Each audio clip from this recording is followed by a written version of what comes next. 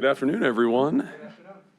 I would like to call to order the April 15th Council Operations, IT, and Public Transportation Committee. Madam Clerk, if we could do the roll call, please. And just as a reminder to all who are in attendance, this meeting is being recorded and live streamed on the county's YouTube page. Calling the roll, Mr. Schlepper. Present. Ms. Simon. Ms. Simon is absent at the moment. Mr. Castleberry. Here. Mr. Gallagher. Mr. Gallagher is absent at the moment. Mr. Sweeney. Present. There is a quorum. All right. Madam Clerk, is there any public comment? No, Mr. Chair, no one is signed in.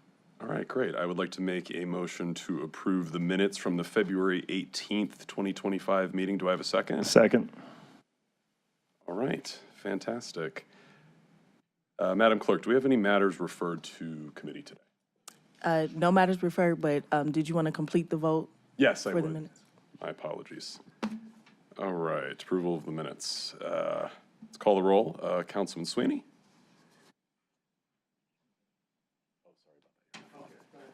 Approval of the minutes, Councilman Sweeney. Second.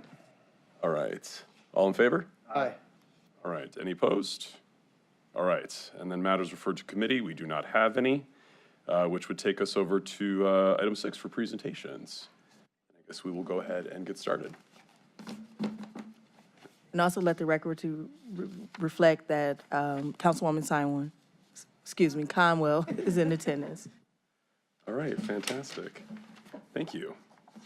All right, for presentations, we are going to get started with Agency of the Inspector General with the semi-annual report. So go ahead and get started and invite their team up. Good afternoon. Good afternoon. Great. Can you just state your name for the record, please? Absolutely. My name is Alexa Beeler. I'm the Inspector General for Cuyahoga County. Thank you, council members, Chairman Schlepper, for allowing me to present today. Today, I will be presenting both semi-annual reports for work completed in 2024. So for the periods running January 1 to June 30, and then July 1 to December 31.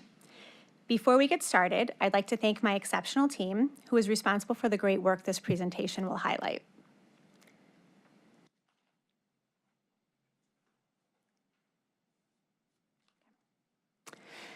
Before getting into the reports, I wanted to very briefly discuss the Agency of Inspector General. This slide details the sections of the Charter and the Code that give the IG and the Agency of Inspector General their authority. The citizens of Cuyahoga County voted the Agency of Inspector General into the Charter at Article 15, which designates the Inspector General as the Chief Ethics Officer and grants the AIG broad authority to conduct investigations into possible ethical violations. It also grants Council the right to further delineate the powers and responsibilities of the AIG, which it has done in the code sections listed on the slide. Very briefly, Section 20401 governs the Agency of Inspector General. Title 4 contains the County Ethics Code. Section 50119 provides the county contractor registration requirements and process, which we administer. Section 50121 gives the AIG the power to inspect the county's contracting and procurement process. And Chapter 505 contains the county's debarment code, which we administer. This slide contains our mandates imperfectly grouped into our 3 main areas of responsibilities. So ethics, complaints and investigations, and contractors. I will be going into detail on these responsibilities in the coming slides, so I won't spend any time on them here, but I'm happy to answer any questions on them at any point. A big part of what we do is receive whistleblower complaints from any source through any method. During the first half of 2024, we received 51 whistleblower complaints, and in the second half, we received 60. When we receive a complaint, we do what we call triage, which is when we discuss the complaint and determine the best way to resolve it. If the allegations concern individuals or operations within our jurisdiction and allege either a violation of the County Ethics Code or fraud, waste, or abuse, we roll that complaint into an investigation and assign a primary and secondary investigator. If the allegation involves a person or agency outside our jurisdiction, or if the allegation itself would not be appropriately handled by our agency, then we determine the most common sense and practical way to resolve the complaint to ensure the concern is appropriately addressed. So sometimes that looks like putting it in the hands of management and HR if it's a personnel matter, and sometimes it might be that we refer either the complaint or the complainant to the appropriate agency. The pie charts show how the complaints were resolved. As you can see, in about a third to a half of the instances, we involved management in some way, whether it was just a referral where we referred the entire matter to them, or if we requested that they look into a particular aspect of the allegation and respond to us, which is called a management inquiry. There were 10 total instances where the complaint was closed as alternative appeals process available, which is used in instances where there's an established process to deal with that type of issue, and so complainants should avail themselves of that process. I think the other dispositions are pretty self-explanatory, and as you'll see for the complaints that resulted in investigations, there were 10 in the first half of 2024 and 9 in the second half.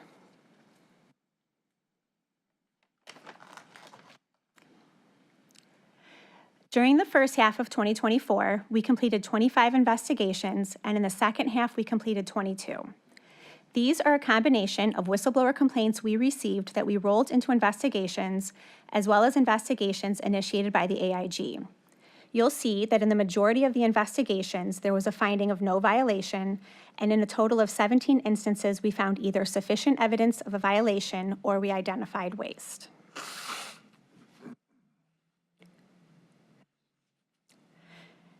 As we are working to increase transparency and accountability in county government, it's imperative that we are also fully transparent and accountable. To that end, when I came into this role in 2022, we implemented a new reporting measure to help gauge how efficiently we are operating as an agency.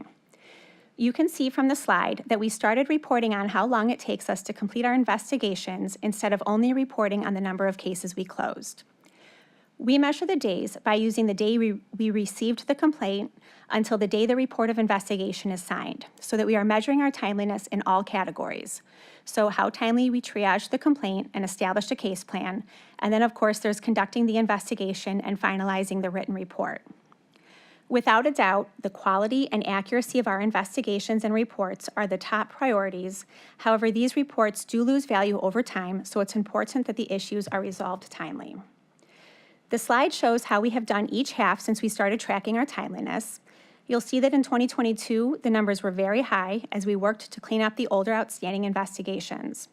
Also of note for that year, we completed a total of 105 investigations, and by the end of that year, we were for the most part current in our investigations. So the numbers for 2023 and 2024 reflect a more accurate depiction of how long it takes us to move through our cases. I also want to note that these numbers include all our investigations, so those that are initiated by the AIG, in addition to those initiated from whistleblower complaints. Not only do we prioritize whistleblower complaints, but also many of the investigations initiated by our agency include those related to our data analytics program, as well as investigations into entire departmental functions, so those typically take much longer to complete. So for example, our average time to complete all our investigations for the second half of 2024 was 104 days, but when you are just looking at the amount of time it took us to complete investigations stemming from whistleblower complaints, that number is 59 days.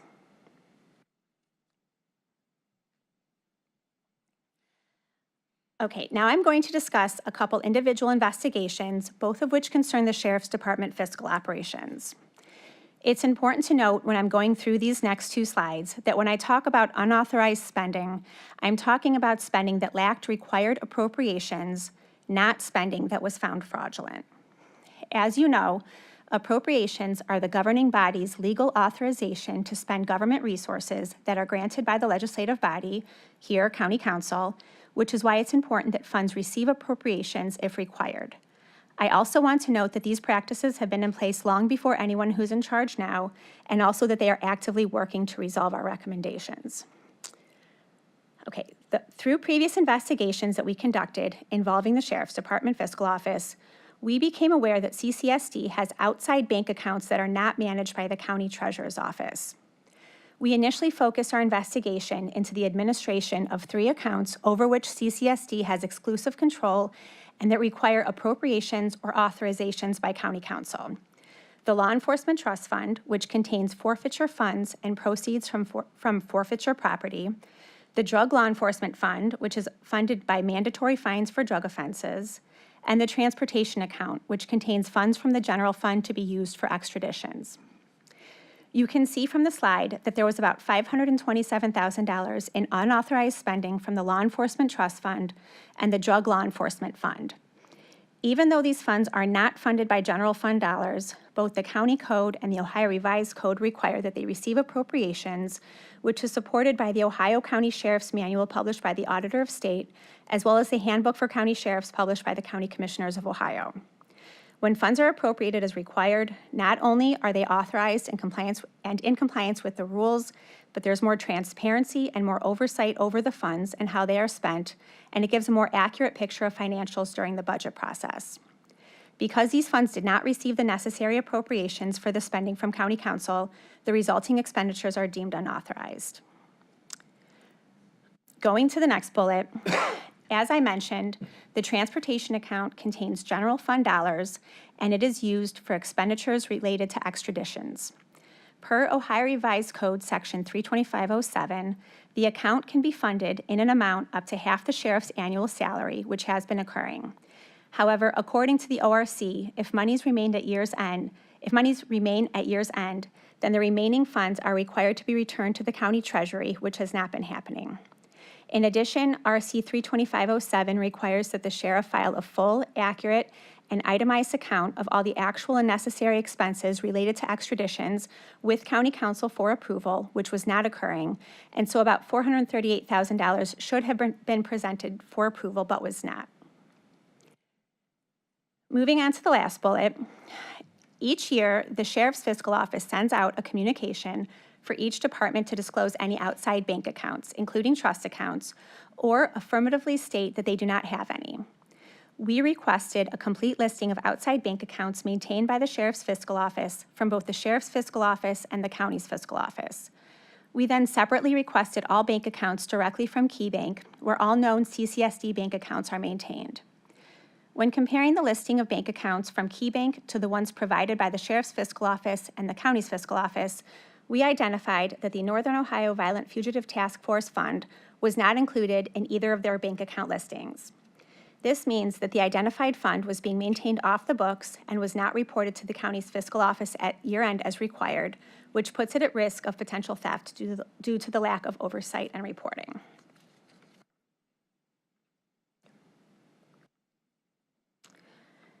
In addition to CCSD's outside bank accounts, we also learned that they have their own credit card program that is separate from the county's procurement card program. We initiated an investigation to review the administration of CCSD's credit card program, which encompasses 4 different managing accounts. So there's a managing account for non-extradition travel and one for general procurement that are both paid for with funds from the Law Enforcement Trust Fund. There is a managing account for extraditions paid for with funds from the transportation account. And there was a managing account for the commissary, which we reviewed up to the time control was transferred to the county's fiscal office in 2023. County credit cards and procurement cards are governed by Ohio Revised Code Sections 30127 and 30129, which both require that the use of the credit cards be authorized and adopted by resolution. This was only ever done for the managing account associated with extraditions, which means the other 3 managing accounts were never authorized as required by law.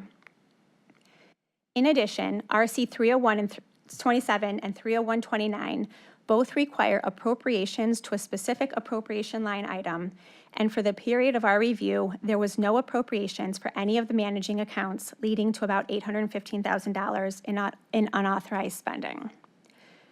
To put the credit card spending in perspective, for the 2023 calendar year, over $300,000 was charged to the cards for the Sheriff's credit card program. For comparison, the entire procurement card program administered by the Department of Purchasing was appropriated $500,000 for the entire county for fiscal year 2024, with $38,750 assigned to the Sheriff's Department for use. This means that the amount authorized under the procurement card program for CCSD is around 13% of what was spent with their credit cards. Additionally, CCSD improperly spent $5,761 on sales tax for credit card purchases when the county is exempt from paying sales tax. Note that the total spent on sales tax was $7,223, but in calculating our findings, we removed payments where it might be unavoidable to pay sales tax, such as if a sheriff's department employee was eating at a restaurant during work travel. We also found other issues, such as active credit cards issued to former employees who no longer work for the county, as well as to current employees who now work for different county departments. The cards were not enrolled in a credit card rewards program, which if they had been enrolled in the lowest rewards program offered, CCSD would have received an estimated $8,154 in credit card rewards. Excuse me.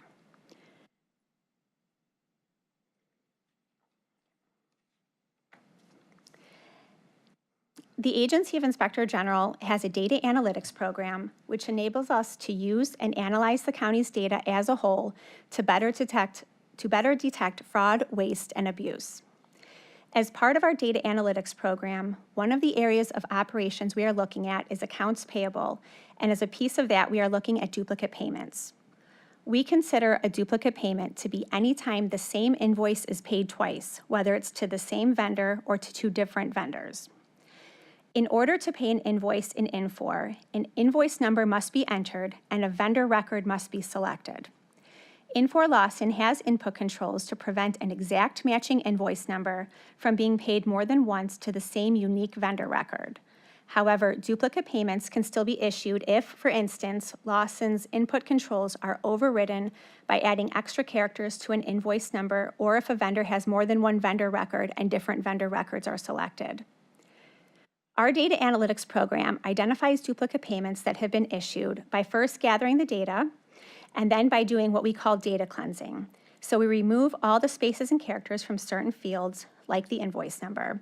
The script that has been developed for this program then compares certain data fields, such as invoice number, vendor record, and amount, to see if there are any positive results, which might indicate that the county has made two payments on the same invoice. For the positive results, we then look at the supporting documentation for the payments to see if it is the same invoice that is uploaded as support. If it's not, and if it's clear that the payments are for different services or goods, then it's a non-issue. But if it is the same invoice, then we look to see whether payment was issued on both, and if so, whether the checks cleared. If they did, then that means the county issued a duplicate payment, which is reflected on the first line of the chart. At that point, we then reach out to the departments regarding the duplicate payments they issued to see whether there have been any refunds of the erroneous payment or any statement credits. The second line on the chart shows the totals for when the departments were able to show us evidence of the county recouping the duplicate payment. We then report out on the amount outstanding as of the time we issue our respective reports, which is a difference between the amounts the county issued in the first place and the amounts later recouped. Those totals are reflected on the third line. Of course, we don't want to just be identifying results and not doing anything with them. So once we became current with this piece of our data analytics program, we established a process by which we follow up with the departments to make sure they are working to recoup the amounts we identified as outstanding. Through that process, the departments have provided evidence, and we've confirmed that of the $475,057 that we identified as outstanding through our reports, $443,503 has been recouped, which is reflected in the fourth line, meaning that only $31,554 remains outstanding, which is definitely a win. Also, just to note, we started our review of duplicate payments in 2022, and we started with 2020 data. We are now current with this program and are running it every 6 months. So you'll note that the amount reported for 2024 only contains the amounts identified for the first half of 2024, and that review was conducted in the second half of the year. The second half of 2024 is currently being reviewed and will be included in the next semi-annual report.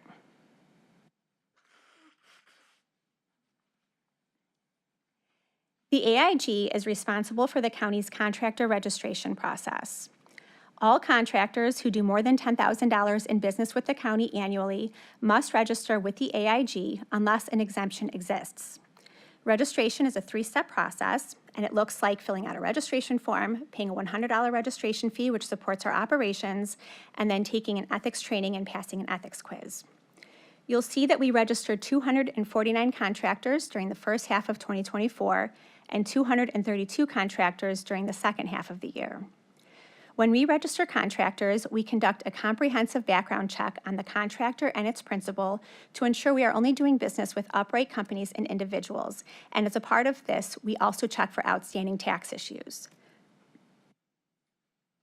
We also administer the county's debarment code, which is found in Chapter 505 and establishes a procedure to debar contractors who meet certain criteria related to poor business practices or unethical conduct.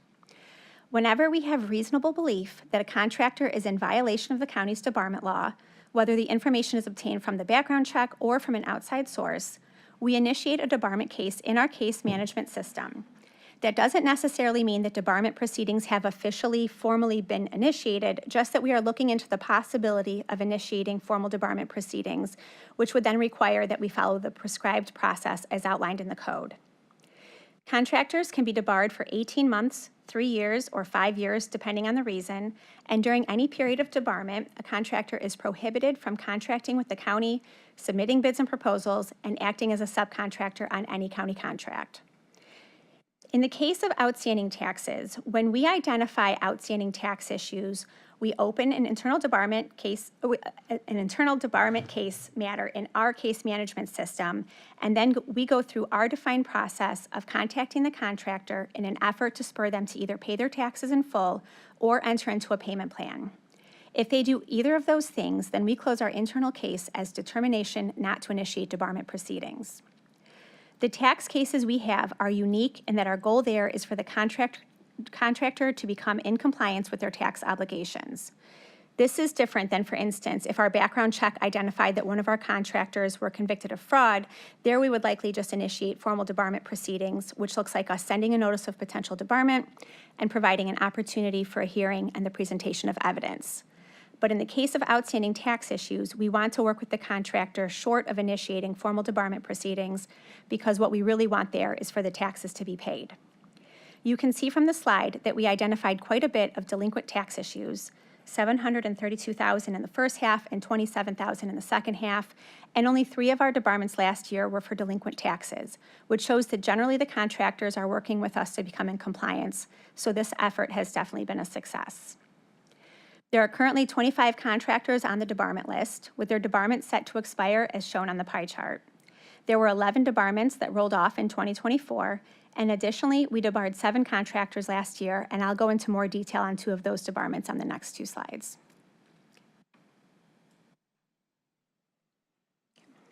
Okay, so a little background on this debarment. The county had issued a bid for nitrile gloves that required explicit specifications and measurements as to glove thickness, presumably because these are the types of disposable gloves that are used by departments such as the Sheriff's Department and the Medical Examiner's Office, and of course there's a need to keep employees safe. A company came in with the winning bid, and then we received a complaint from one of the unsuccessful bidders who had been in the glove business a long time, who alleged that the winning bid was non-compliant because the bid specifications could not have been met for the price offered to the county by the winning bidder. We made several demands from the winning contractor for information showing that its bid was compliant, which it never gave us, and so we initiated debarment proceedings because our contractors are required to cooperate with county investigations. As part of those debarment proceedings, and to show us that it was cooperating with us, the contractor submitted the glove manufacturer's technical data sheet, which outlined the specifications of the gloves. However, the specifications from the manufacturer were materially different than the information the contractor had submitted with its bid, and would have made the gloves non-compliant because they failed to meet what the county's bid required. This gave us a reasonable belief that the contractor altered the specifications to make its bid appear compliant, and then submitted those false specifications in response to the county's bid. So we ended up not debarring the contractor for failure to cooperate, but then we did initiate debarment proceedings for submitting false information in connection with a bid, which carries a debarment term of 3 years.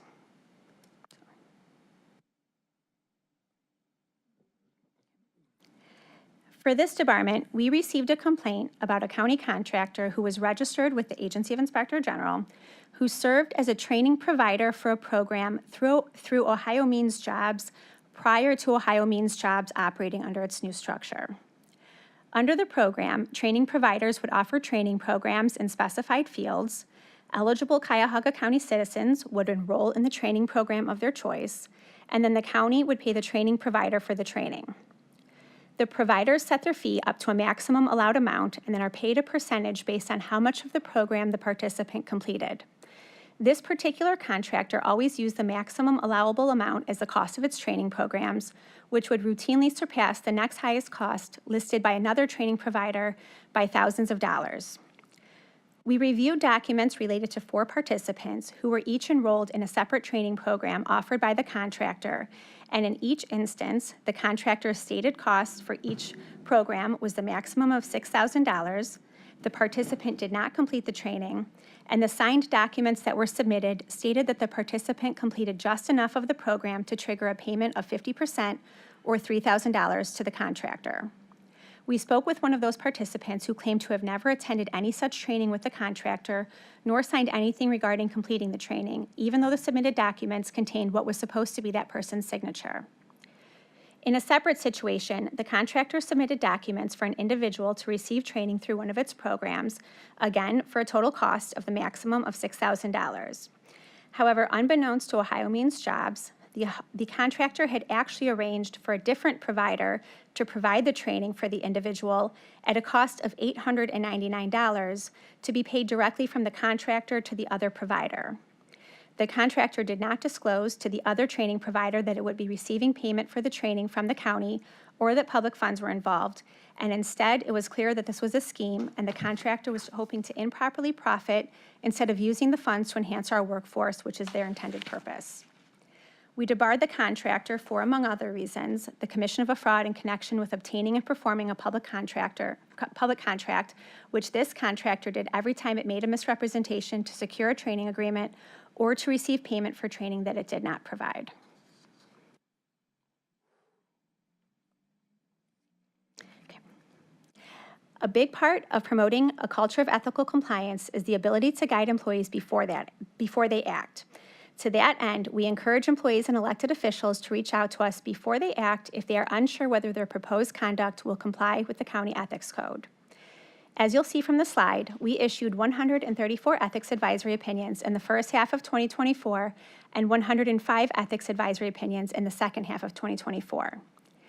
These numbers are an all-time high for our agency and surpass our previous record high of 95 ethics advisory opinions issued during the second half of 2023.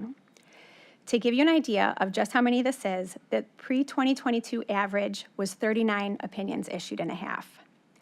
We had an overall great year last year. I think we finished very strong and have a lot of great work to show for it, but I think this is our biggest accomplishment because it shows the desire of county employees to abide by the county ethics code, and it also shows that our agency is approachable, which I think is very important.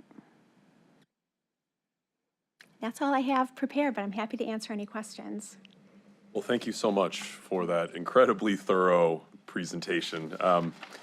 I wanted to just, we'll open it up to questions here in just a moment. I just wanted to touch on a couple of things. The chart on page 3 here of our paper slides that we have, I noticed the investigation completion time and what a significant drop off.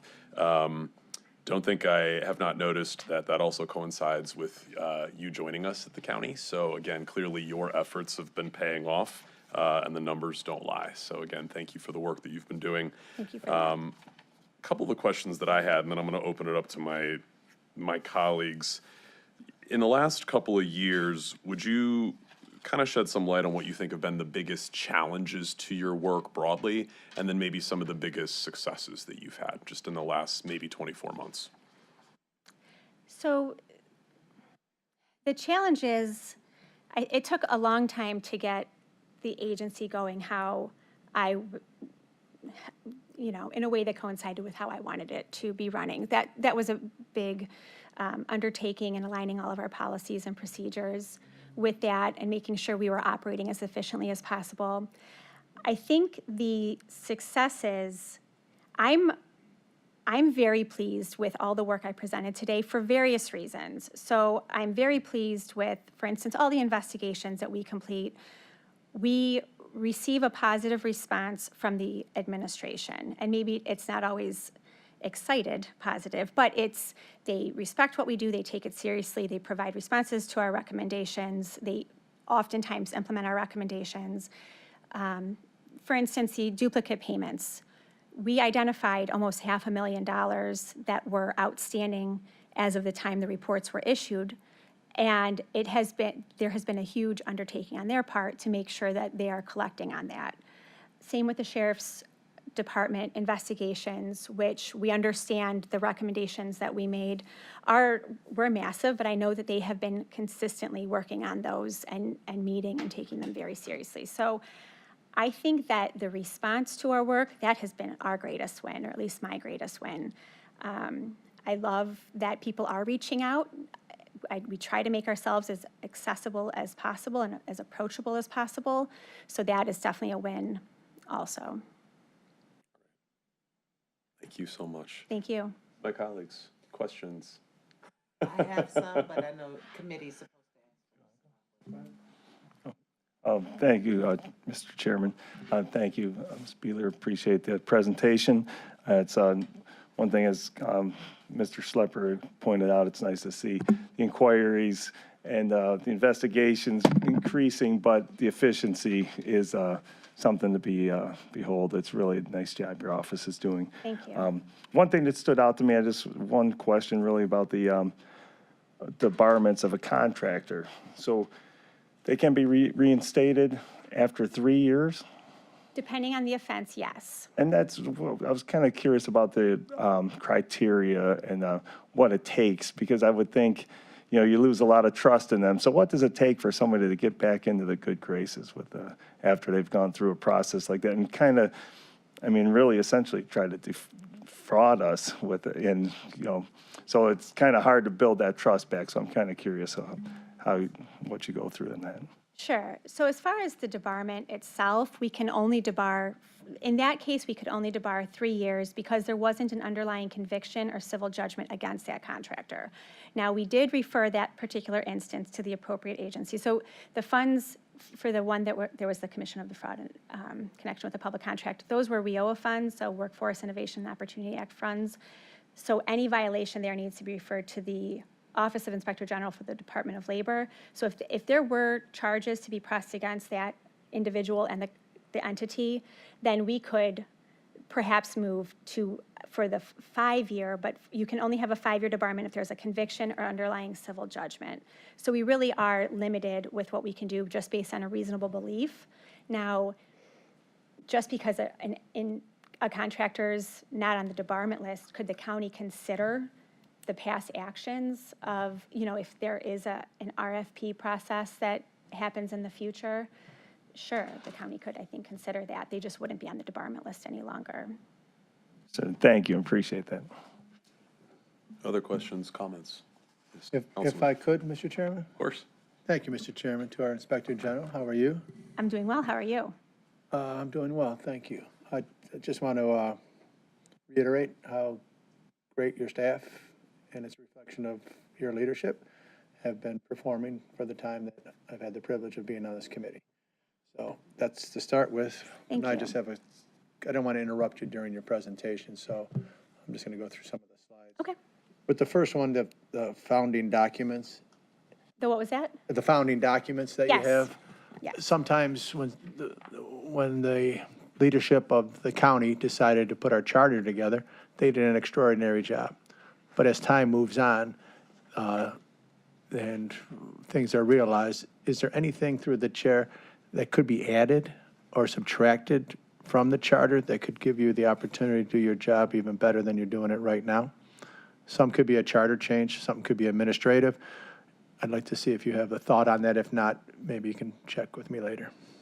So I guess that would just depend on if they ever were to, if council was to ever change the county code. Because what's not covered under the charter, I feel like is covered under the county code. So I think that with the provisions, with Article 15 of the charter, but also with all of the provisions of the county code, I feel like we are able to fully perform what an agency of Inspector General is supposed to do. Thank you. Just to drill a little bit more, not much. So there's nothing that you would like to add to the county code that would help enhance your ability to do the wonderful work that you're doing? I just want you to think about it because we're here to help you there. Well, I appreciate that. And I truly can't think of anything at the moment.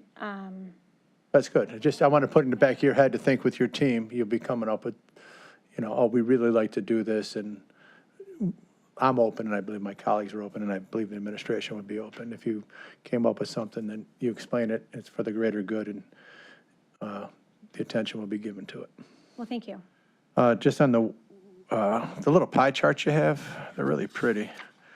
But it says the first half complaints received and second half complaints received. Yes. They're not all the same, because they're different colors, and they have a whole bunch of different colors, and why isn't one over there, and why couldn't it be over there, and That is because I'm not tech savvy, and so when you list them, the colors are just automatic. And so sometimes, for instance, on the second half, you'll see that there's more categories. that's what I'm saying. Why are which- some categories not in this, the first half? Is that it just is how it worked out. So maybe there just were none closed out under that disposition for the first half. Okay, thank you very much. With the sheriff's department, you mentioned that it started a long time ago, and there was Yes. no association with the current sheriff. I think I heard you say that, but These practices had been in place long before anybody so is it's just the now. practices of Yes. itself. Yes. And through the chair, I believe the practices have been occurring, an assumption I have, and they were never asked to be corrected over would- the years, over the years. Correct. I'm not aware of them being asked to correct any of the things that we identified. Yeah, and then when you get involved, you identify them and you share with them, this is how the code reads, or this is how it should be done, and you'd ask them to be corrected. Correct. Would that be it? Was the sheriff's stuff a whistleblower? No. It actually, all of the work that we did in the sheriff's department stemmed from a whistleblower complaint, but specifically as it related to the bank accounts or the credit card accounts, which I talked about today, those particular matters were not stemming from a whistleblower complaint. Those were Agency of Inspector General initiated. Perfect, thank you. And, were there ever logical explanations given to you or to your staff when the discussions were happening with the sheriff's department? People talk, as whistleblowers talk to you, other people talk to other people. Logical explanations for them, for instance, having a credit card program that wasn't, as to why they didn't get appropriations or anything like that? Let's just go, I'll just be very specific. With the credit card tax exempt, they Okay. were dinged. I was shared with that out-of-state doesn't matter if they're tax exempt. They won't recognize that. And that is probably likely. So for instance, and that, the out-of-state happens a lot when there's travel. And so a Yeah, lot of that's times what when you they are do. traveling, it's unavoidable. So that's why we had found a little over $7,000 in sales tax that was paid. However, we only reported out on that $5,000 number because that was the amount of unavoidable sales tax. So for instance, purchases at Amazon. Yeah. You're supposed to, when you work for the county, you can have a tax exempt account with Amazon, those sort of purchases. Got it. Yes, that's what accounted for the 5,000 or so. Okay. Not just Amazon, but other similar purchases. And it's somewhat, through the chair, having a whole bunch of people with those credit cards that were no longer in the sheriff's domain was a little bit, were they being active, or they were just, They were active, but there Weren't was no being use. used. So obviously, they need to cancel them, which I think that they did during the pendency of our investigation, once we alerted them to the issue. But there was no evidence that they were used, but they were active, so they could have been used, which is the problem. Obviously, you want to prevent as much as you can. there was a problem that could have happened but never did. Correct. So that's important to Yes. have a full understanding. And I'm a credit card user, and I try to pay it off, and those rewards actually help, They do. even through the chair. Is there a way we can have the benefit of the rewards, but it is solely tracked for the purpose of Cuyahoga County business? And that's where I would recommend that we don't not use the reward programs, because it might be going to somebody else. Well, so for one of our recommendations actually for that report was that they enroll in a rewards program And I do know that they are actively looking into signing up for one. And then the rewards would just come back to the sheriff's department and take it off of the balance of their statements. Okay, and my last one is on the same thing as Mr. Castleberry. It's an automatic end of their debarment at 3 years. Yes, And it just, they could start again, and we can't hold that against them. It's just part of the process. correct. I mean, like I said, the county could consider when if there's a future RFP and there's a proposal that's submitted, the county could consider the past acts of a contractor when determining whether they want to do business with that contractor, but the county and the contractor would not be prohibited from doing business with each other at that point. Got it. And I said my last thing, we don't like politicians saying, oh, it's the last one. But one more came to me. Just the amount of work that does come to you. I never thought about an actual investigation by an individual that lost a bid. There are hundreds and maybe thousands of bids that Cuyahoga County receives in a competitive nature. Wrong word, but you understand. And I imagine almost everyone would be saying, crying foul. Are you overdosed with that? And do you? Actually, we have received one other complaint from a losing bidder, and the complaint was that an individual was on the scoring committee who was actively seeking employment with the winning bidder, and it turned out to be, That's a real thing. he was correct. I mean, so they had to rescore with a clean panel. They didn't have to rebid it because that individual wasn't a part of the proposal that was put together, but they did have to rescore with a clean panel. And so my assumption's inaccurate through the chair that every time there's a losing bid, somebody's a sore loser and they'll come up with some kind of way to say, cry foul. Not so it has happened, like I said, those 2 times. I can't think of another time No, when it's it's happened. totally- Oh, actually, yeah. one more time, but it was not substantiated for that one. But now the law department, I think, also gets a lot of those complaints. I do remember those complaints when I was in the law department. That doesn't raise to the level of Inspector Right. General. Thank you. Mr. Chairman, thank you for putting up with me in those line of questioning. Great questions, thank you. Other questions, comments? Yeah.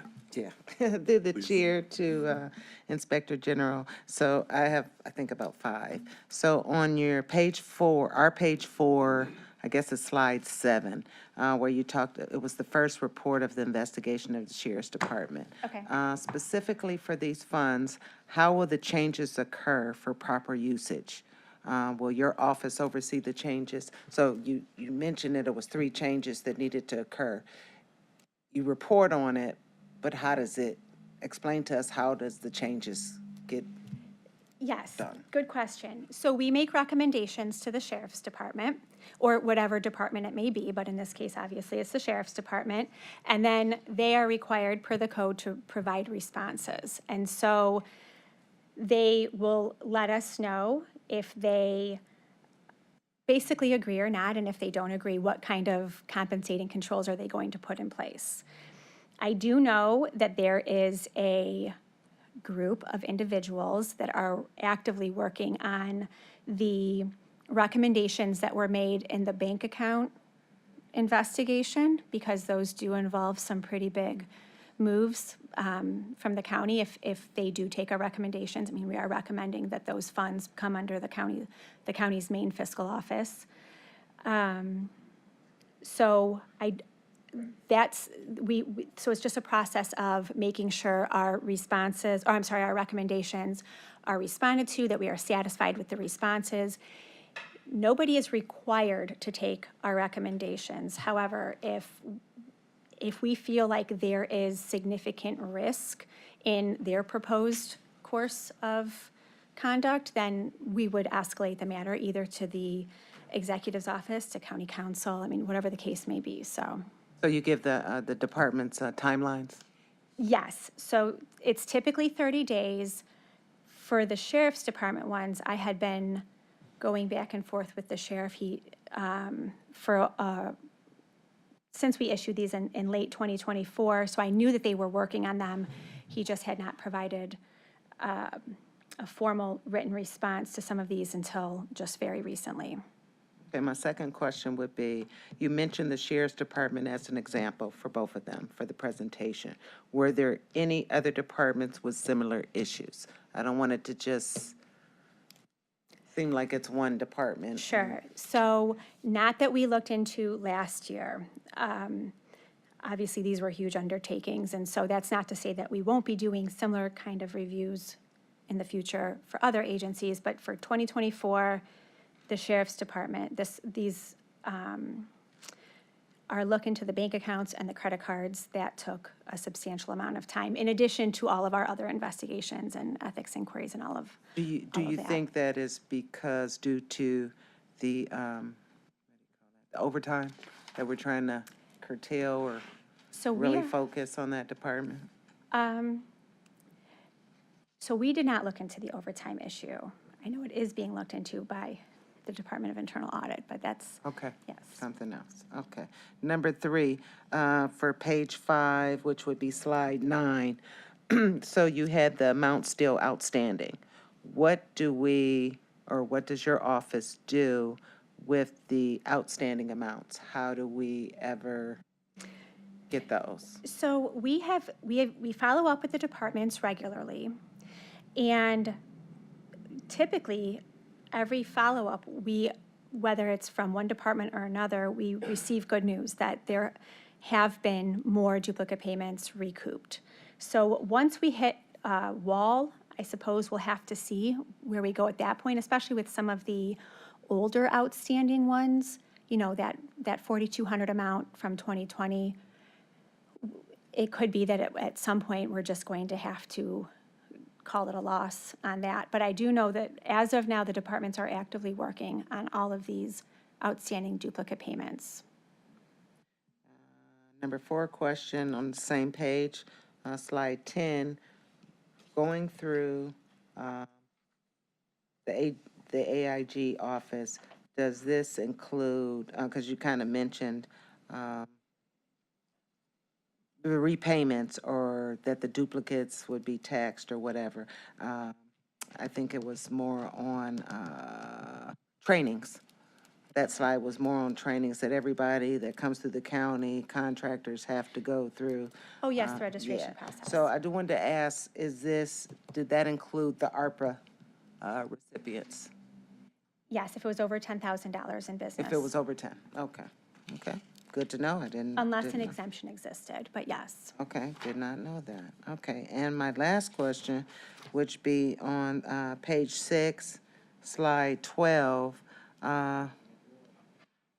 in particular to Ohio Means Jobs example that you gave. Yes. When or how do you reach out to departments regarding debarment processes So for the or possibilities? For departments, it just depends. For this particular one, the one with the Ohio Means Jobs example, that contractor who was serving as a training provider for Ohio Means Jobs, they also had contracted with the county through 2 of our other departments. So the Office of Reentry, and I think it was the Fatherhood Initiative. And so as soon as we caught wind of something, you know, that something was wrong here, we notified the heads of both of those agencies to let them know that we had an active debarment matter open against this particular contractor and its principal. And then both assured me that they, you know, would not be moving forward with any future contracts with this contractor. Okay, so Ohio Means Jobs means a lot to me, so, and to this county. So I just want to know, was it someone that subcontracted with Ohio Means Jobs that were being disbarred, or? It was a training provider. So through one of through one of its programs, it was Somebody they subcontracted with? basically, somebody, yes. So a training provider would provide training for eligible county citizens, and then the county would pay the training provider for those services using WIOA funds. Okay, just wanted to Yes.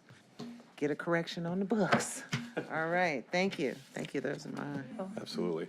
I just had a couple more questions, and I promise we'll know, We will ask let you go away. about your day.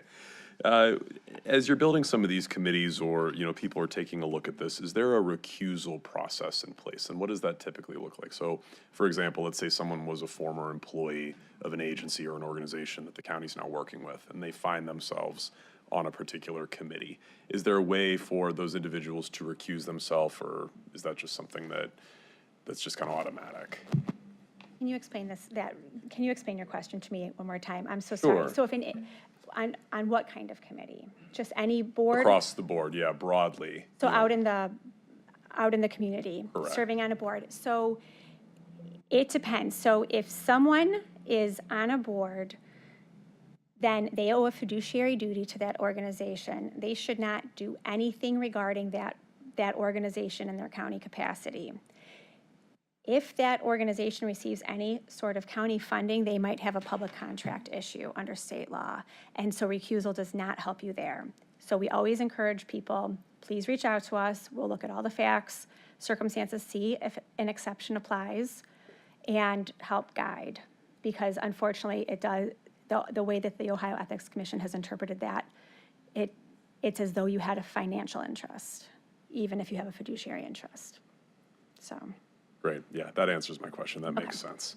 And then the other two questions I have are relatively broad, but as one of the new guys up here, it helps to educate me. So what would you say your goals are for the agency for the next couple of years? This is one of those, where do you see yourself in 5 years?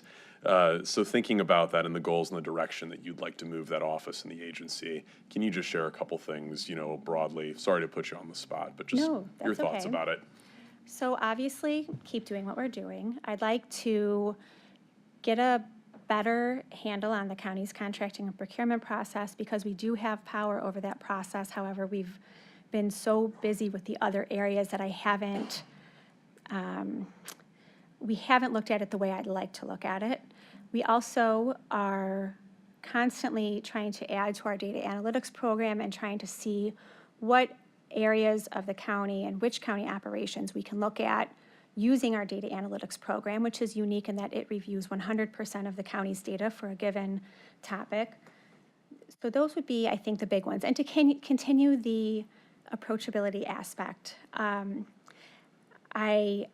I'd like to give more in-person ethics trainings where a department might want to do so, and just really lower the barrier lower the hesitation people might have to pick up the phone and call us and ask us a question. Okay.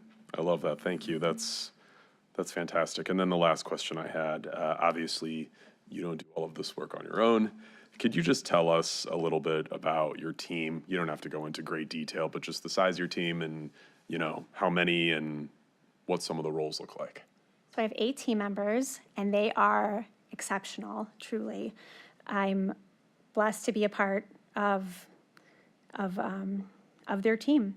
I have a first assistant deputy inspector general who's kind of the more or less chief of staff.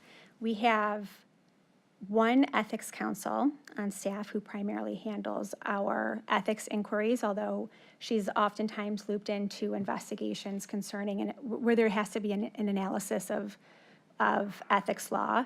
We have a data analytics program manager who's responsible for running our data analytics program. We have 3 other deputy inspector generals to our council that handle our departments in addition to other investigations. We have an investigator on staff, and then we have our case research analyst. Mr. Chairman, Yes, sir. may I ask you a question? Please. Would any of those staff members be present in this room? And if they are, would you please introduce them? They are not present in this room right now. I like as few eyes on me as possible while we're here. That would have been all right if we, okay. What was that? I was just Okay. making a point. Thank you. Did anybody else have any other questions? Just one. Yes. Through the chair to Ms. Beeler, how does your department decide equitably which department to kind of investigate when we have like downtime? We look at it based on where we think is the biggest risk. So we do kind of have in the background, we have a running list of areas we'd like to look at. Sometimes those get bumped down if something else comes in. So we try to do everything based on risk. All right. Well, thank you so much for being here. I said this to you earlier today, and I think this is something that's important, certainly to those that might be watching. A lot of folks don't know the inner workings of what we do here at the county in a number of different ways. You know, campaigning for this seat, chatting with people out in the community, so many people just aren't sure. And, you know, they don't know the nuance. And obviously, we've had our share of concerns over the years previous to our current charter and our current administration. So folks want to know, and the transparency and the processes surrounding that. So your work is incredibly important, not only to the county, but to all of us that live here. And we're just really thankful for everything that you do. So thank you. Thank you for putting Thank you. I this appreciate together. And we're looking forward to collaborating in the future. Wonderful. Thank you all. Thank you so much. Right. All right. All right. Moving on Patty number 2. to our internal audit annual report. That's going to be our second presentation today. We will invite their team forward to get us started. Please state your name for the record, and we'll be off. Thank you. Good afternoon, committee members. My name is Corey Swaysgood, and I serve as the Director of Internal Audit for Cuyahoga County. I am here today on behalf of the Audit Committee and on the Department of Internal Audit. First, I'd like to thank Councilman Schlepper for allowing us to come to the committee meeting today and include you on your agenda. I do appreciate the opportunity to talk about our annual report and annual update to council. I'd also like to thank council members that are in attendance today for your time and your continued support. So why are we here? Why is internal audit here? The audit committee bylaws, the audit committee is required to provide an annual update and a report to council evaluating the audit committee's performance. And they also require the council to receive a briefing on the Department of Internal Audit's activities and highlights from prior year. These updates are included in the 2024 annual report. I have it here in my hands. They were included in council's handout, distributed to council on April 4th. But before I get into the slides, I would like to turn it over to our audit committee chair, Keith Libman. He is in attendance today, and he would like to share a few remarks.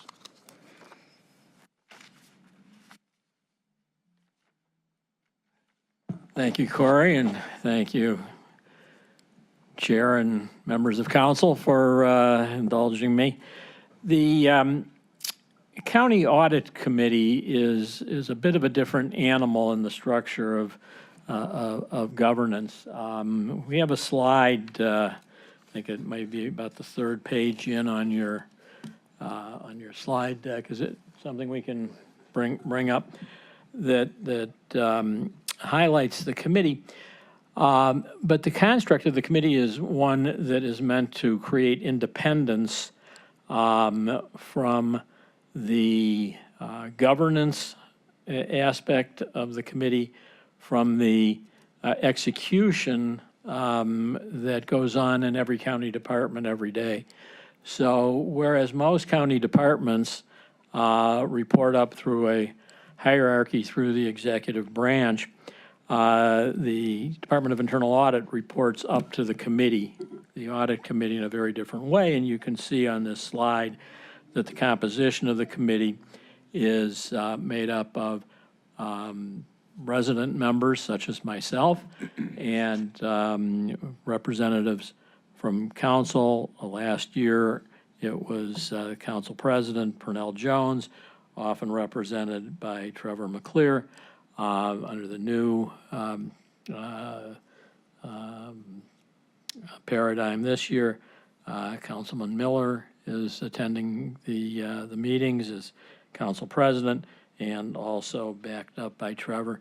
County executive is represented either in person or through the deputy chief of operations, Catherine Gallagher, and our chief fiscal officer for the county, Michael Chambers, is on the committee. So we have a balance of folks who work in the county on a daily basis, and then folks like me who are charged with responsibility of bringing even a further level of independence. I have become chair in the last few months as Mike Booserhall's term of service to the county through the committee came to an end at December 31st. The current committee construct you see here, I won't repeat everybody's name in terms of service, but it's a committee that is deep in experience in either auditing, in government, various aspects of finance that bring to the table a very well-rounded approach. While I have the microphone and Corey is going to go through the highlights of 2024, I want to look forward just a little bit. And I was intrigued by the question that Councilman Sweeney asked a little bit earlier, thinking ahead towards the charter. And we think often in our committee about where we go from here. Auditors generally are considered to be people who look backwards. I think we actually are charged with looking forward. What is on my mind largely is how we can expand the role of the audit department. You will hear in Corey's presentation some metrics on audit coverage and so forth. But the reality is we can only touch a very small number of departments each year. We can either choose to go deep or go broad, but in this environment of great concern, as there should be, on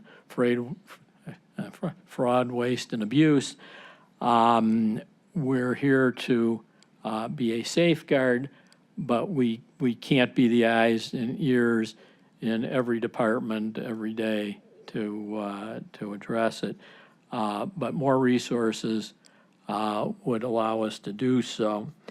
There's another initiative that's very look forward, and frankly, it has been promoted by Corey since he has come on board, actually back on board last July, which is to improve the image and the outreach of the department to county employees. Auditors, again, typically reach in and say, we're here to audit you. Corey has an attitude that he would like to be reached out to by folks in the various departments in the county seeking assistance rather than just having recommendations made after an audit has occurred and deficiencies have been found, but actually looking to try to cure problems before they ever begin. I could go on. I have other thoughts, but they're likely to tread on what Corey has prepared, so I'm going to turn it back to him and then be available for your questions as we conclude. So thank you.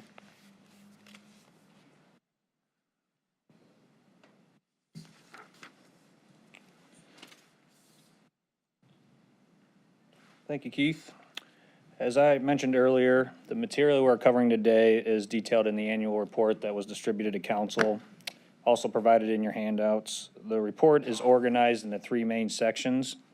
It's an evaluation of the audit committee's performance, key highlights from the Department of Internal Audit in 2024, and performance statistics from the department as well. The second slide in the presentation here outlines today's presentation as well, similar to the structure in the report.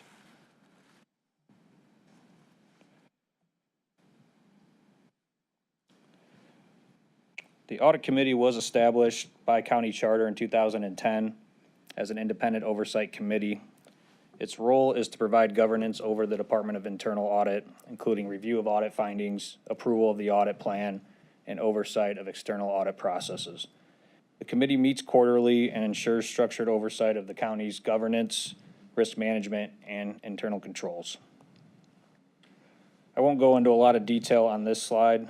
I will mention the audit committee does consist of 5 voting members, 2 non-voting members, as Chairman Libman did state. The voting members do include council president and 4 resident members. The county executive and the fiscal officer are non-voting members. And also, as Mr. Libman stated, committee members listed on this slide are just 2024 members. Richard Molina did replace Michael Abuzarol. He was appointed last December by Councilman Sweeney and his committee.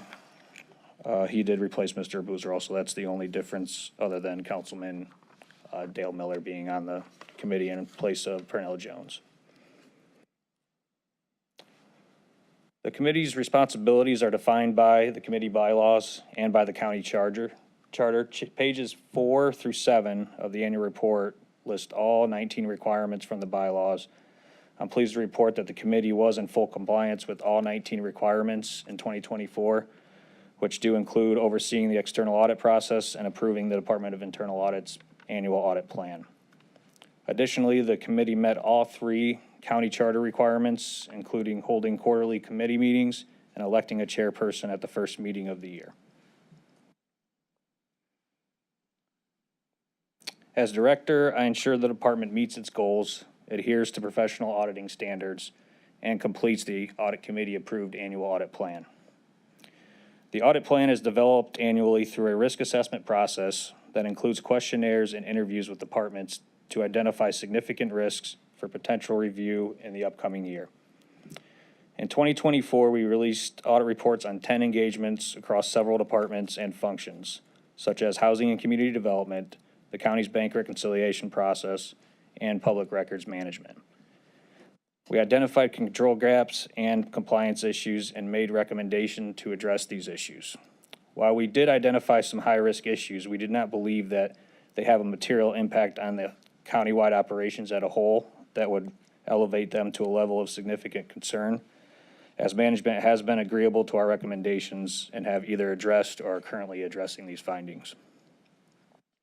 We also issued 2 follow-up reports and outsourced services for an IT risk assessment. This engagement evaluated the county's general IT controls and provided a framework for testing IT risks in future audit plans for our department.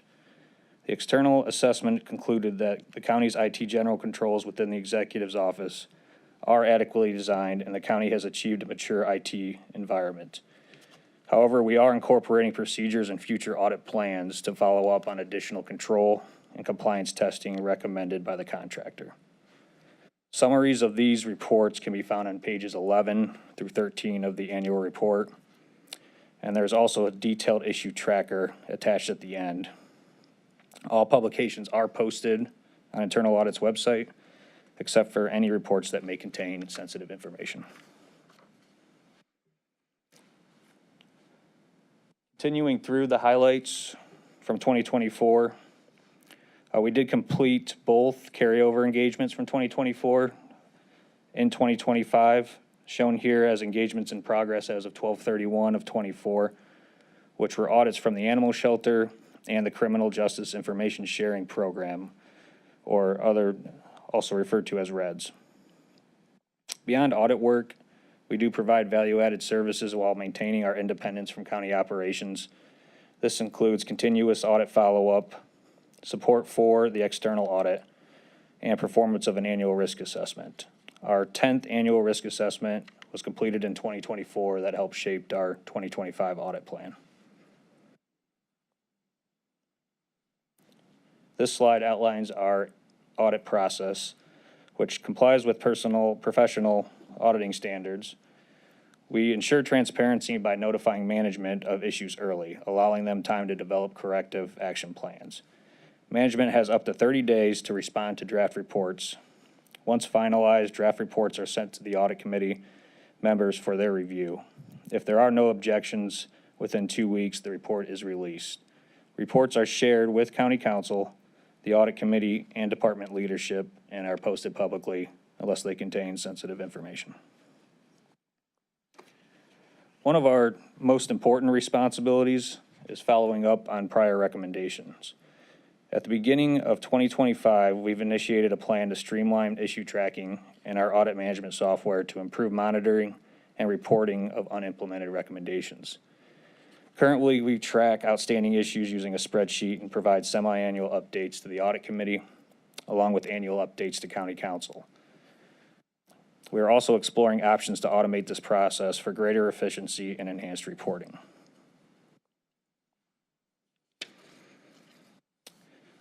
In 2024, we followed up on 114 recommendations. The results of testing are shown on page 16 of the report. 71 recommendations, or 67%, were fully resolved, which means the audit finding was adequately addressed through corrective action. 38 recommendations, or 33%, were not resolved or only partially resolved, meaning the risk identified has not been fully addressed at the end of the year. All unresolved issues from executive agencies will continue to receive follow-up until fully addressed. We also provide year-end reporting to stakeholders on any withdrawn or any risks that were accepted by management. We are actively working to enhance how these results are communicated to the audit committee and to county council.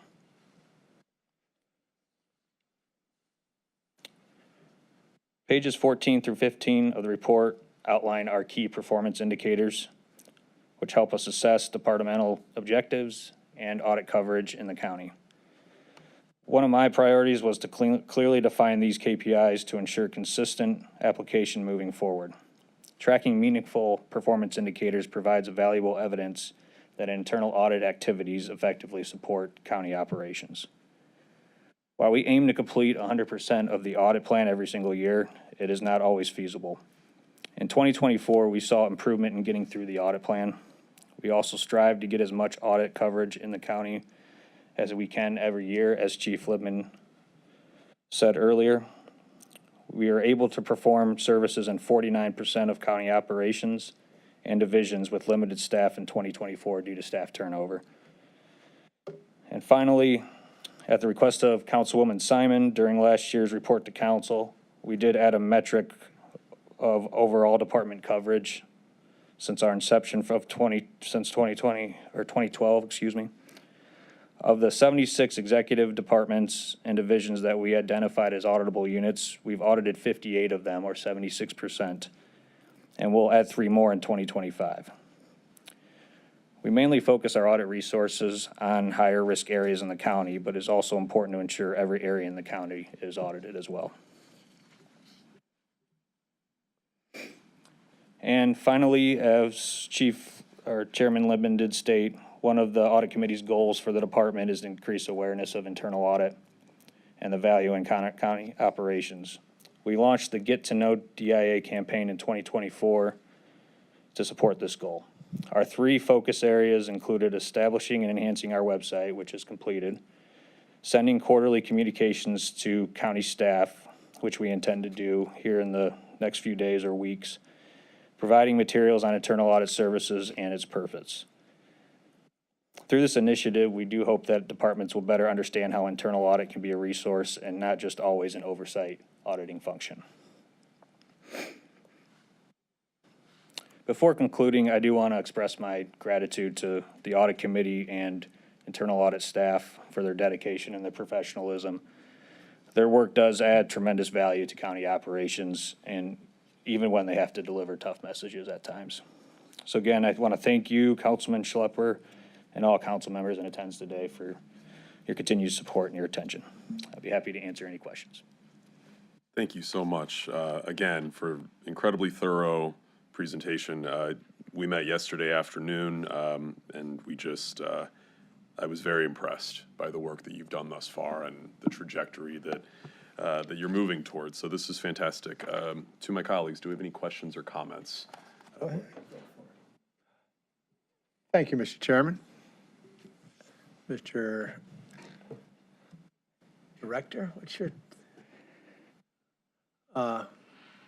auditor, audit committee? First, I want to thank you and say welcome back. Thank you. Very nice that you decided to come back. You have 1 staff member here, right? I do, yes. Introduce him. Yes, Joshua Alt is our audit manager, and he is in attendance today. Good. It's not the most sexy job there is with the Inspector General. There could be a little bad guy, good guy. But in this particular role, it's very important. And what you do is make sure all the numbers add up, right? They're doing what they say they're gonna do. An audit does? Through the chair, Councilman Sweeney, that is part of it. What else do you do? We do review compliance and review internal controls in place, process improvement. There's a lot more than just adding up the numbers, but that is a majority of our work. But there's looking for any way to help improve operations is also a part of that. And through the chair, just is there like a whistleblower component of this saying, oh, wow, this should be audited because something is happening? And if that's the case, do you do it internally? Do you bring the Inspector General in, or how would that work? I'm glad you asked that question. That's actually part of our new website that we just launched a couple months ago. We do have a field in there that we call to really suggest a topic, suggest an audit topic for them to reach out to us.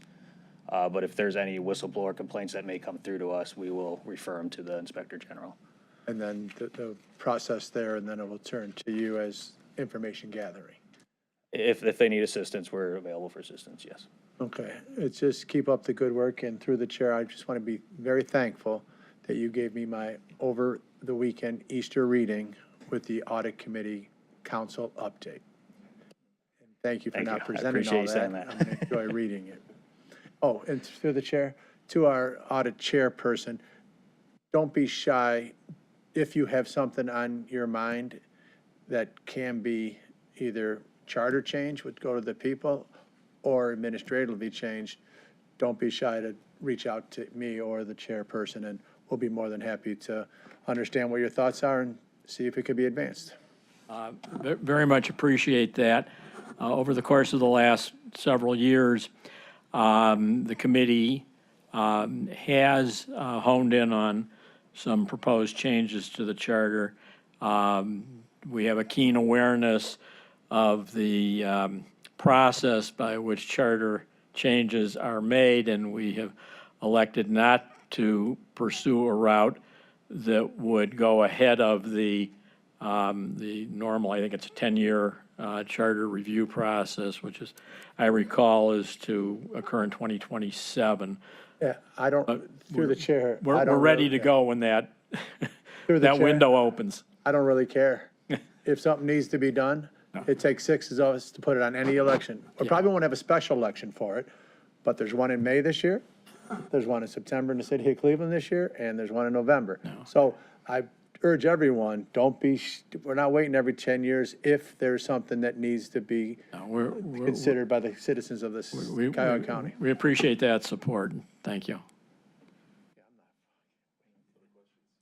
I do have one question, and Mr. Lippman mentioned it, and Corey, you said as well, you're trying to be more proactive, let people know you're coming. It's not big scary, you're coming in to audit, you're trying to get them to understand the process, reach out to you. Have you seen any success with that? Because even people that don't have anything to hide, I think are probably a little nervous and get a little jumpy when they find out they're being audited. So I'm just wondering if you've had any success with this new initiative. Yes, through the chair, Councilman Castleberry, I would say even when I started back, even before, I felt like people were comfortable to reach out to me to ask for our services. I've had multiple requests since I've come back at least. I know the department has over the years. But at least with this initiative, our first email will go out here hopefully this week, maybe next week. County Council will be a part of that. And that will provide a little bit more information on how to get a hold of us. So I can't really say right now has the initiative helped.